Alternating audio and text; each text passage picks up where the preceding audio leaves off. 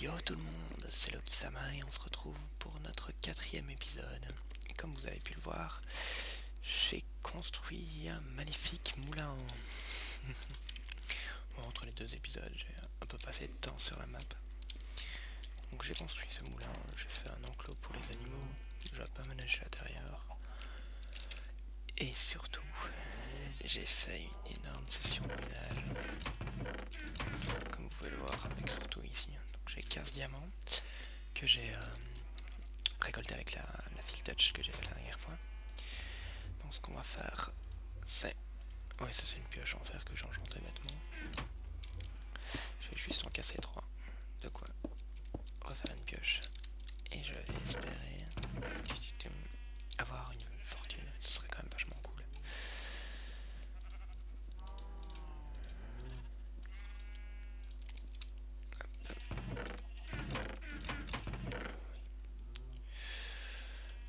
Tac.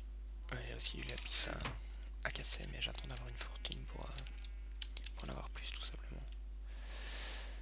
Alors... Mais qu'est-ce qu'on veut de plus?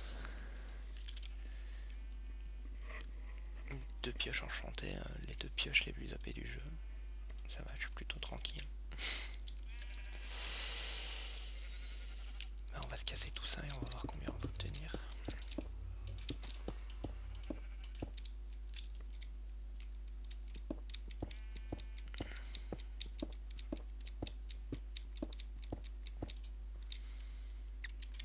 Sympa, plutôt sympa.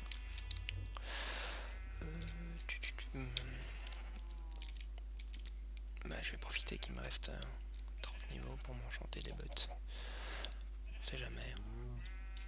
On peut obtenir un Feather Falling et ce serait impeccable. Alors... Depth Rider. C'est déjà ça. Ouais, donc le Deep Rider... enfin, je sais pas comment on prononce, Deep ou Deep. Ça permet de courir tout simplement méga vite dans la flotte. Et comme vous pouvez le voir, j'ai fini de compléter le champ de blé, donc si jamais j'ai besoin de blé, ça ira vite. Donc vous voyez, je marche à une vitesse normale, par contre si je les enlève, ouais, donc c'est un des enchantements les plus OP du jeu. Ce que je vais faire, c'est, si je me souviens bien, j'ai un livre Feather Falling que j'avais récolté au premier ou au deuxième épisode. Voilà. Enfin, il y a plein d'autres trucs, mais je crois que ouais, le Feather Falling c'est le plus intéressant à garder. Je crois que j'ai déjà une enclume, je sais pas. Ah bah elle est là. On va aller la mettre ici. Encore un fail. Hop.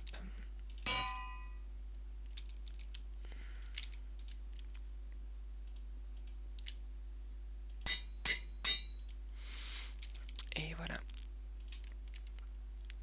Je crois que c'est les bottes les plus OP du jeu.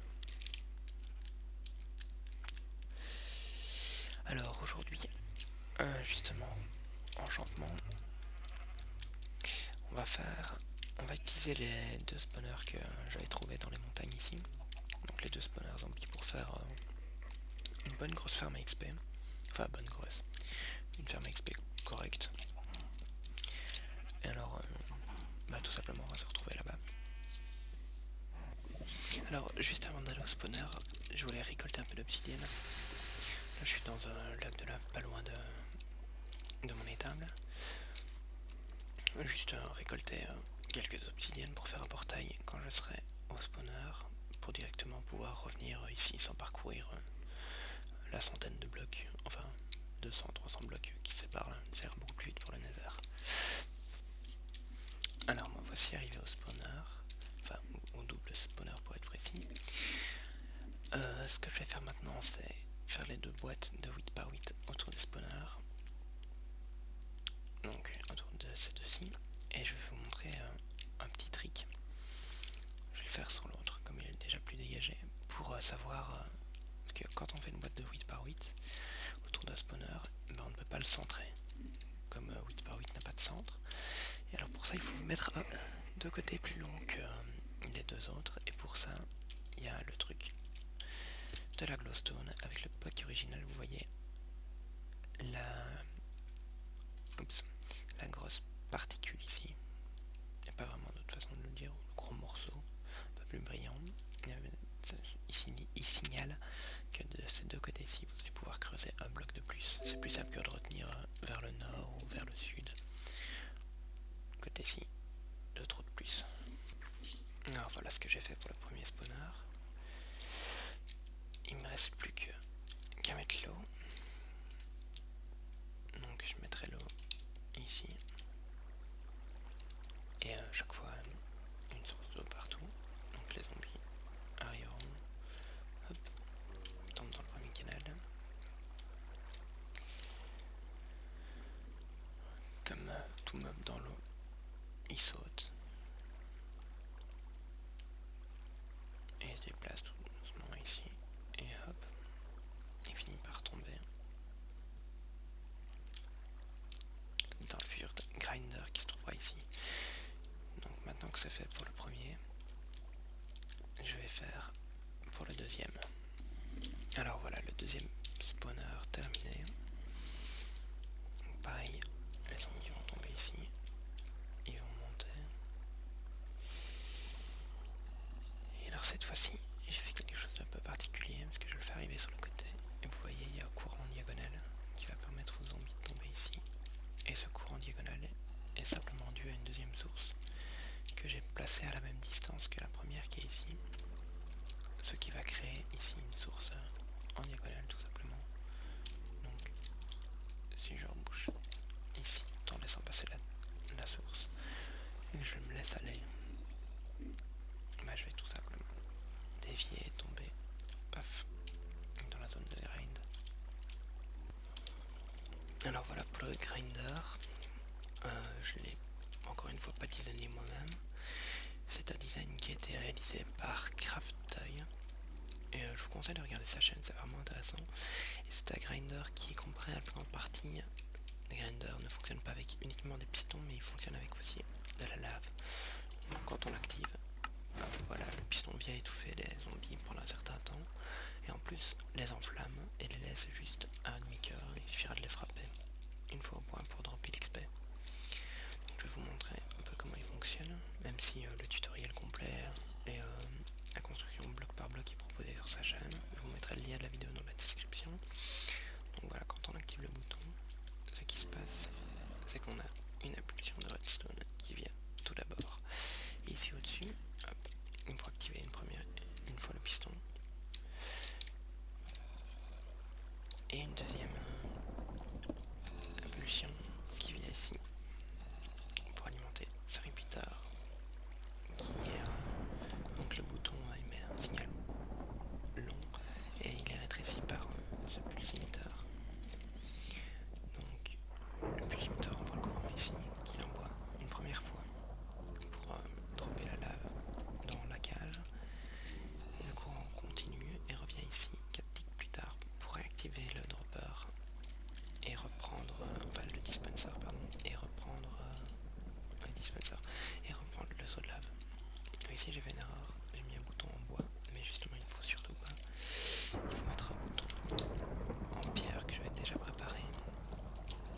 Pourquoi? Parce que la longueur d'activation d'un bouton en pierre n'est pas la même que celle d'un bouton en bois. Et quand Craftoy a designé cette machine, il l'a fait avec un bouton en pierre. Du coup, si je change et que je mets un bouton en bois, les zombies risquent de soit mourir, je ne connais pas les délais, mais soit ils vont mourir, soit justement ils auront trop de cœur, et du coup ça nous arrange pas dans les deux cas. Alors le moment est venu de mettre de l'eau partout. Et les zombies commencent déjà à spawner. Alors je dirais les dernières torches pour que ça spawn au maximum.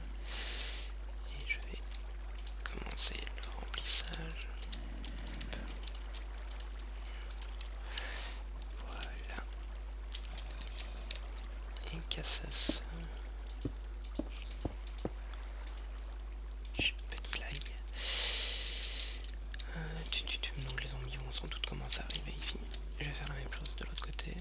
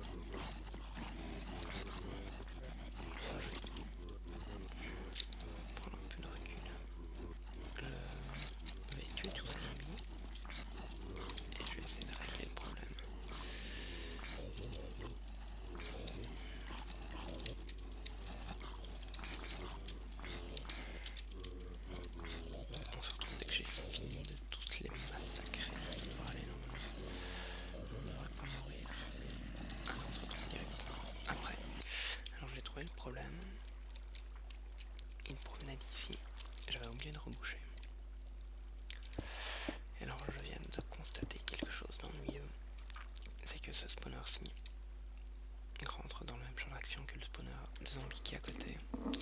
Donc je vais être obligé de le détruire. Et voilà.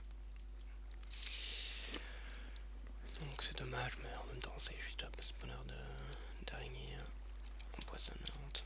Donc c'est pas très très grave. Et donc voilà, j'ai fini de faire la décoration ici.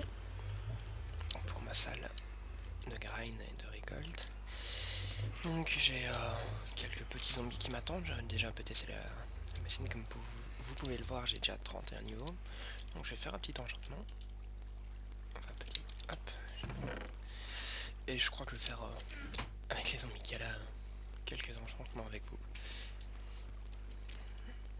Donc voilà. Hop.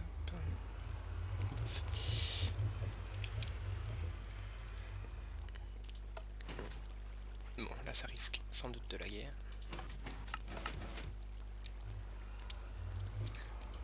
Oui, j'ai coupé le son des mobs, sinon ça allait nous défoncer les oreilles. J'ai aussi pris des bouquins pour enchanter. Quand j'aurai fait ma hache, mon épée et ma pelle, je ferai des bouquins.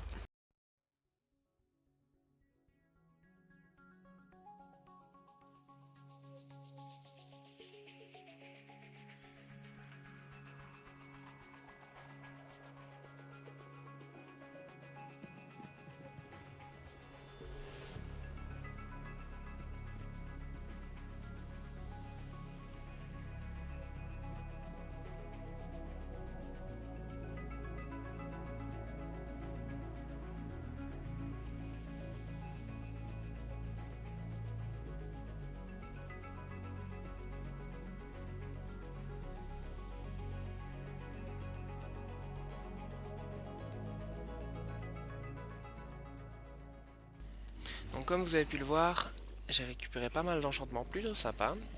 Donc je suis assez content de cette usine, elle produit pas mal d'XP et c'est vraiment suffisant pour les enchantements maintenant. Donc je vais conclure l'épisode sur ça et je vous dis à l'épisode prochain, c'était Loki Sama.